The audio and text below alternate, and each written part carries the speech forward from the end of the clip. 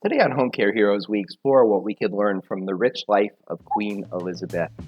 When someone who's 96 years old has a life treated with dignity and respect and has physical fitness, amazing things can happen. Our fantastic guest is Jennifer Brine. Enjoy. Welcome to the Home Care Heroes podcast, featuring trending topics and practical wisdom for success in home care. Here's your host, Ken Accardi.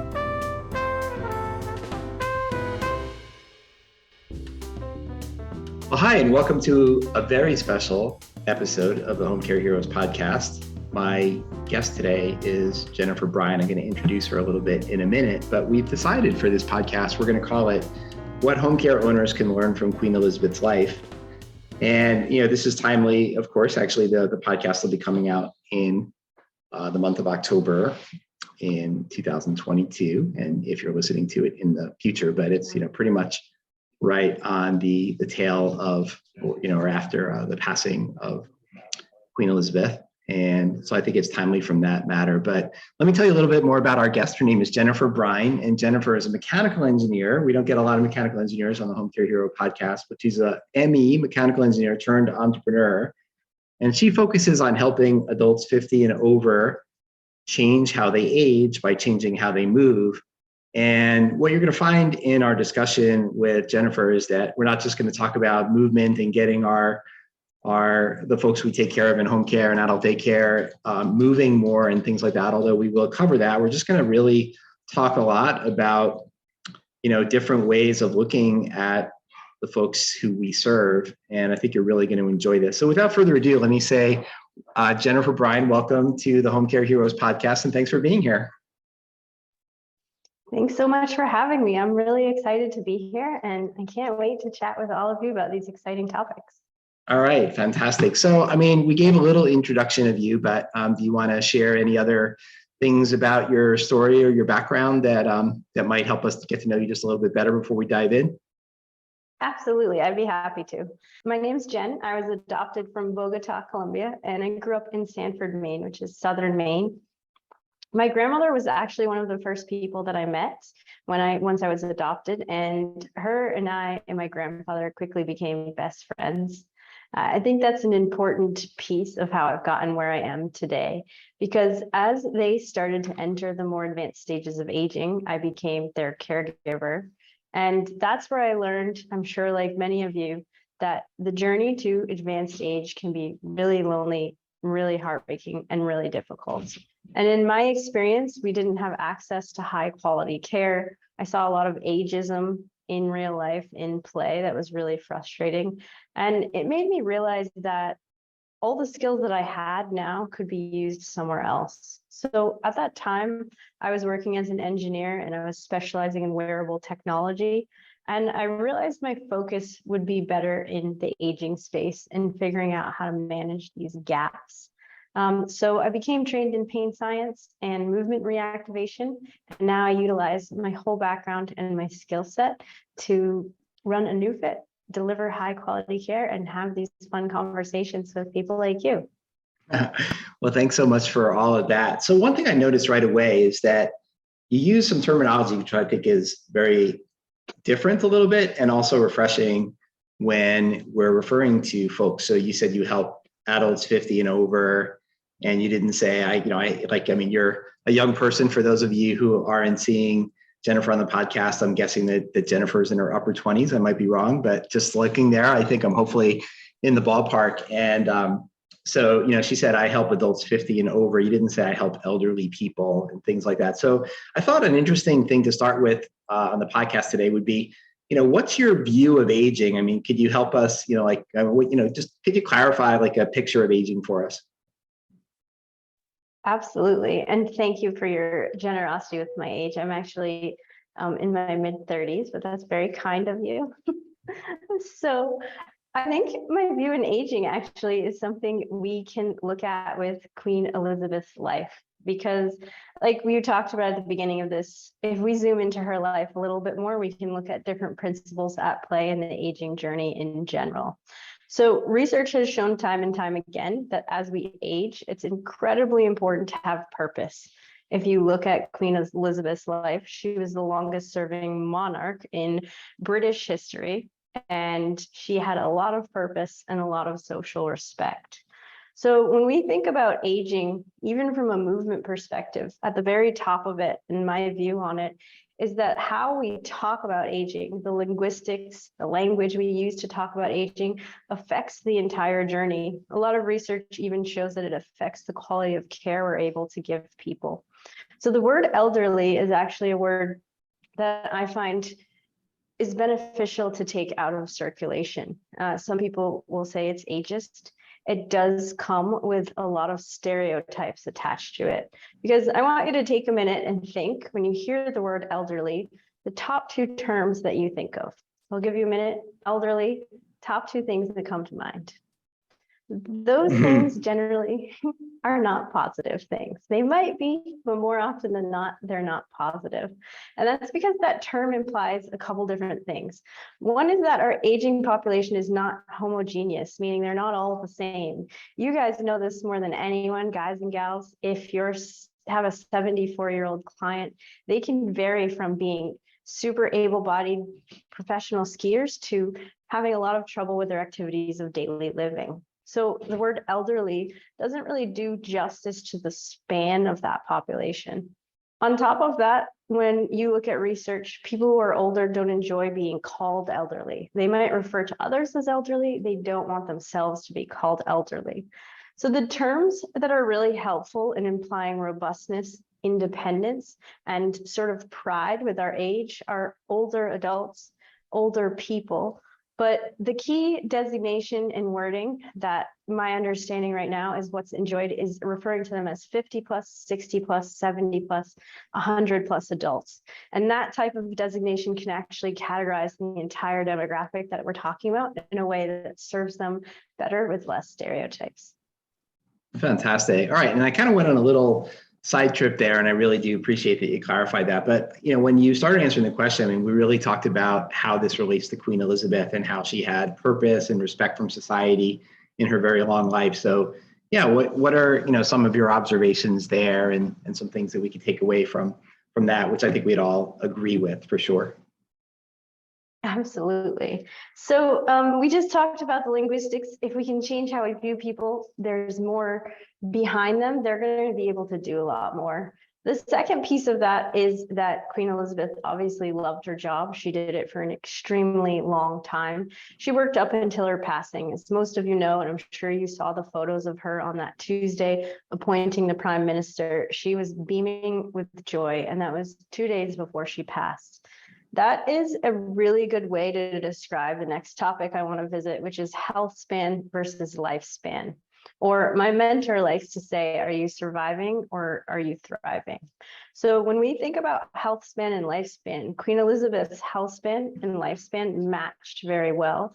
And that iconic photo on Tuesday is representative of that. Going into more detail, lifespan is how long you live. So the average lifespan in the US is 78.79 years old. But what's the health span? How healthy is somebody who lives to be 78?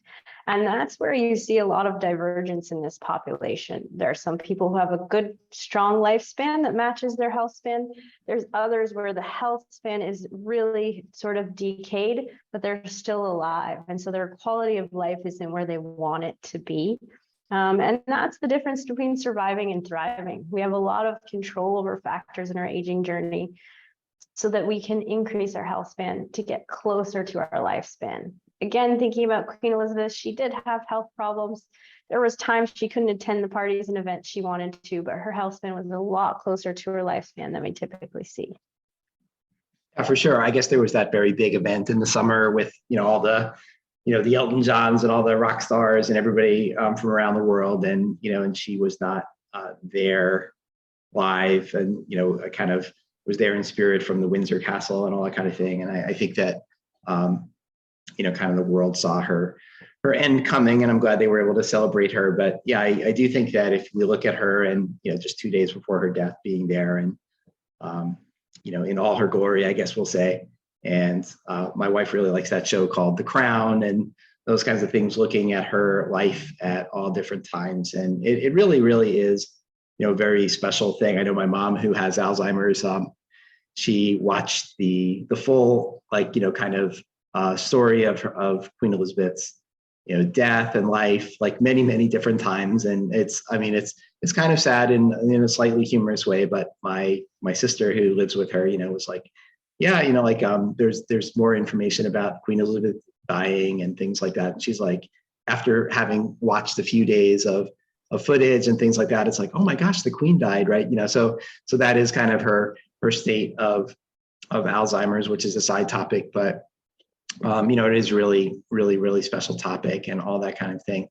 But I think that was really powerful, because you did mention that. I'm like, okay, lifespan versus health span, what does that mean? And I think that's a really important concept for all of us, is that, we might have a client who's, living to be, 90 years old, but they really haven't, they've been either bedridden or, not really moving much, since they've been 81. And then we have other people who are, skiing and all those types of things. I do, I'm actually a little surprised to hear that the average lifespan in the US is, 78 and change. I had thought I had heard that, that, on average today that, women, that men are, getting closer, like above 80, and women are getting to more the mid 80s. Is that am I just understanding the stats wrong, or maybe just different sample size, or?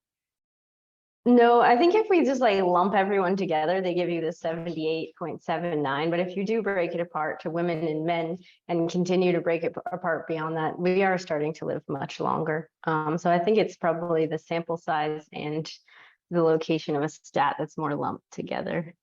Yeah, but a really interesting thing is that in my lifetime, more than yours, but I guess that I know that, or have read, documented in a few different places, that the retirement age was set to 65 at a time when there were probably more men in the workplace than women, and that men were living to an average, somewhere between 70 and 71, and that kind of thing. And, and of course that has changed a lot, and it's changed for the better, and it will continue to. And one graphic that we've used, in a couple different places, is a graph of Americans over the age of 80.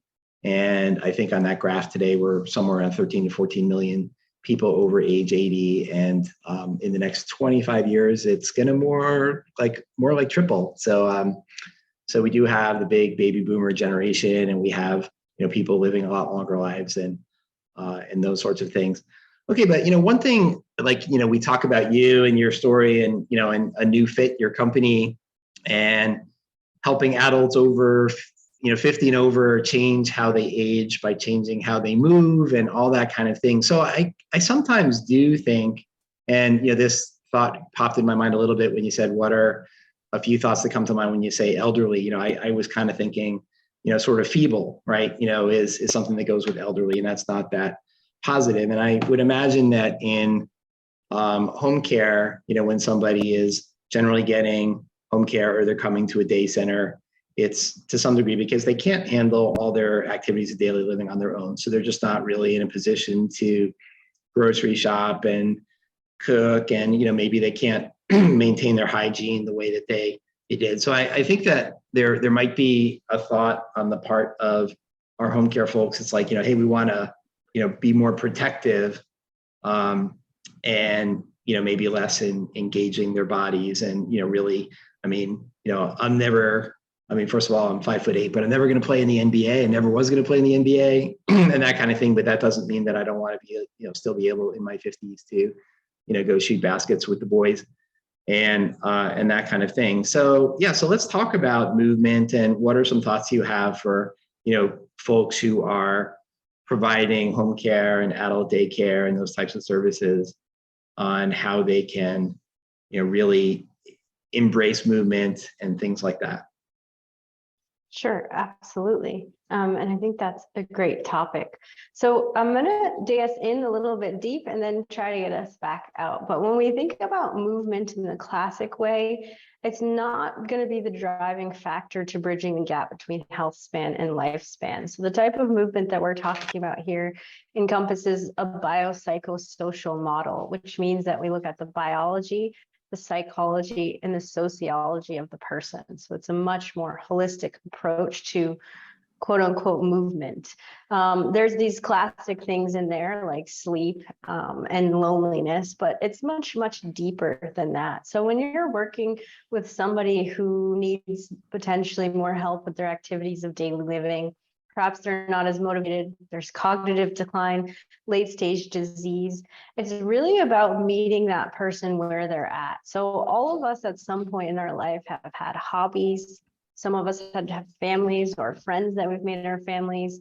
We have a history behind us. So if you can dig into what drives this person or what used to drive them, what they enjoy to do, and what's really a key item that's missing from their life today, that can help you look at how to bridge this gap in a way of movement, because movement comes in many different shapes and sizes.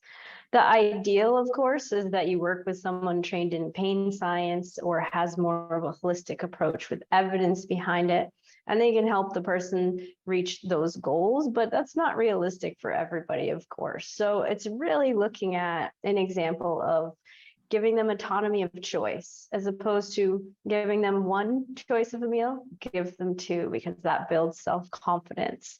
We all learned how to zip up our clothes when we were at a younger age. And for a while, that was really fun to do. And then it just became very tedious.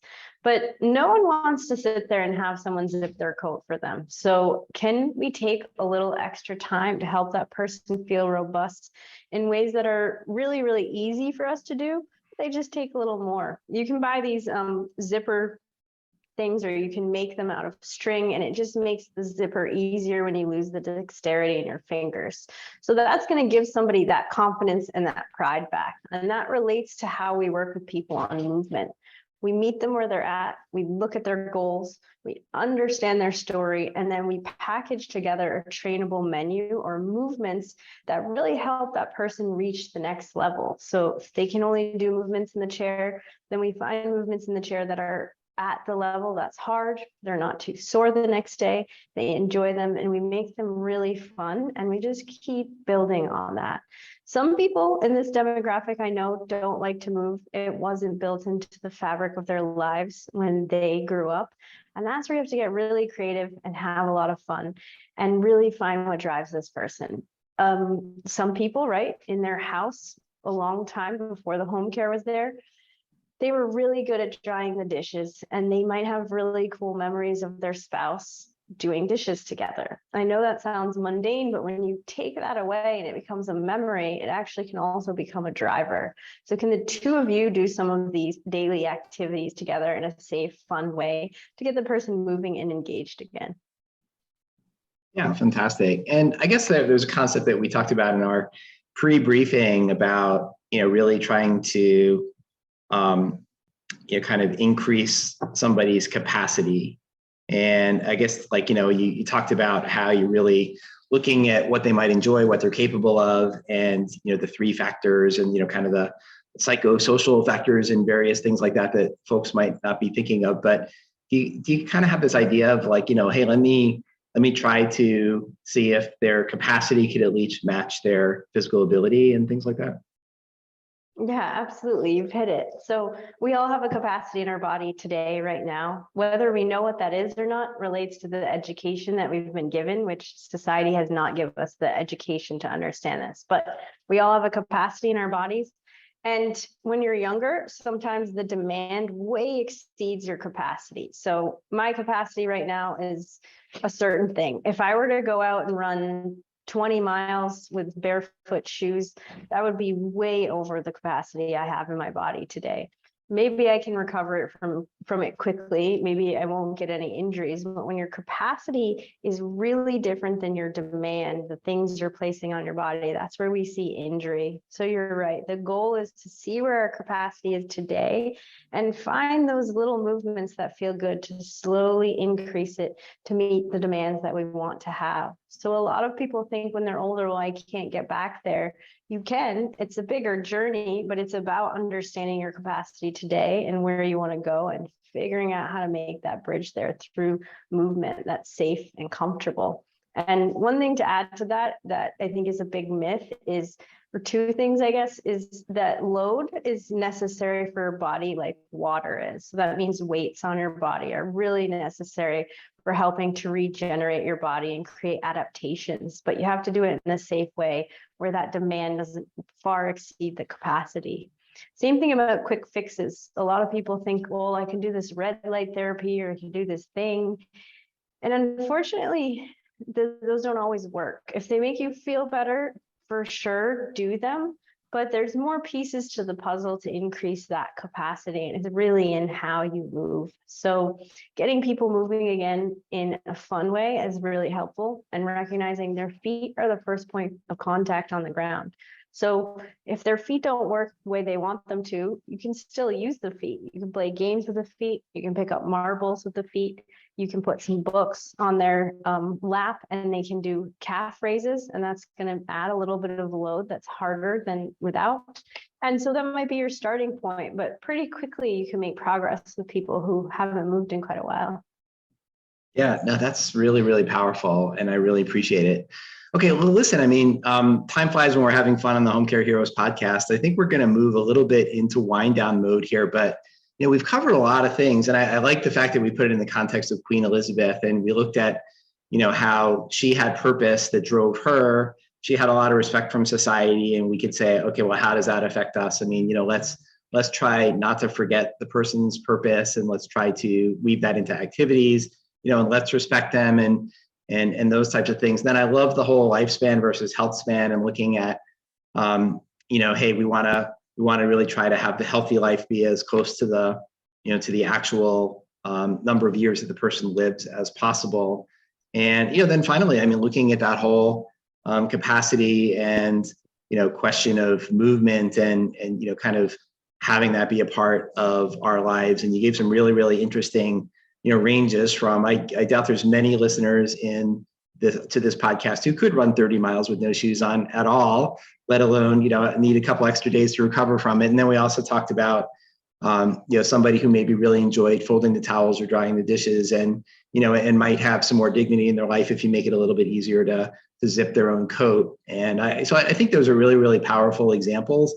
So thank you for that. I'm going to give you the last word, but as we go into the wind down, something that strikes me here is that, like, if we look at who's on the Home Care Heroes podcast, it's usually agency owners or consultants to the space and things like that. So if we have, Steve the Hurricane, we have Greg Mazza, it's like, oh, they're going to help me with growing my agency or something like that. Or if they, we have Jason Shagnon, it's like, oh, they're going to help me with my social media, my website and things like that. But, here we have this person who really focuses on, movement and all these things that you've covered. And I guess I'm kind of curious, like, I mean, could you envision some services that, you might be able to help, any of these, like, let's think of a home care agency or an adult day center that would be in the wheelhouse of what your business does. And with that, how might some of those folks be in contact with you if they'd like to? Absolutely. And I appreciate that. So to sum it all up, you can definitely reach out to us by email at jen@aneufit.com or info@aneufit.com. We're spelled A as in apple, N as in Nancy, E as in eel, U as in unicorn, F as in Frank, I as in indigo, and T as in Tom.com. The types of services that we offer is an interesting question. We offer personal and group training services. We can come in and do a program with your adult daycare center or through your home care agency that's in the home or virtual or in a space that we decide to choose. But the other cool thing that we offer is that we can help you understand this clinical framework. So if you have a group of people on your team that you think would be best at deploying this and it's the most sustainable option for your company, you can hire us and we can work with you for a period of time to sort of mentor you in this clinical framework for movement reactivation, help you understand real world examples, get your feet wet shadowing things, and really feel like you can deliver this as your team as well. Perfect. I love all of those things. Yeah, and we've had several people. One comes to mind, a guy named Cameron Nasser has been on the podcast, and he talked about how he made his agency different. And he told a story about how he offered an art therapy program to some of his affluent clients in the in the Bay Area, and that, by having somebody come in and do art with them, really just kind of was life-changing. It was also a differentiation for their agency. I know a lot of you are trying to say, well, how do we make ourselves different and better? And I think maybe working with Miss Jennifer Brine might be a very good way of doing that. So let me just kind of recap that the company is called ANeuFit, but new is not spelled N-E-W, it's spelled N-E-U, because that's super cool. So it's ANEU fit, FIT.com. And that would be how you would find out and learn more about Jen. And of course, we'll put this in the program notes, but since a lot of you are listening on your podcast player in your car, you probably aren't looking at the program notes. So just one more time, ANeuFit, ANEUFIT.com. And with that, I will thank you for being on the Home Care Heroes podcast and give you the last word. Anything else you want to share? And thanks for being here. No, thank you for having me. I'm excited to be part of this community and, like all of you, be helping our aging population. So I really appreciate being here. I appreciate your listening, and I hope to connect with some awesome people. I love it. Thanks again. Thank you. Thanks for joining us today on the Home Care Heroes podcast. Home Care Heroes is produced by Ancoda, the software for the heroes of home care. You can listen to back episodes by visiting forhomecareheroes.com. That's the number 4, then the words homecareheroes.com.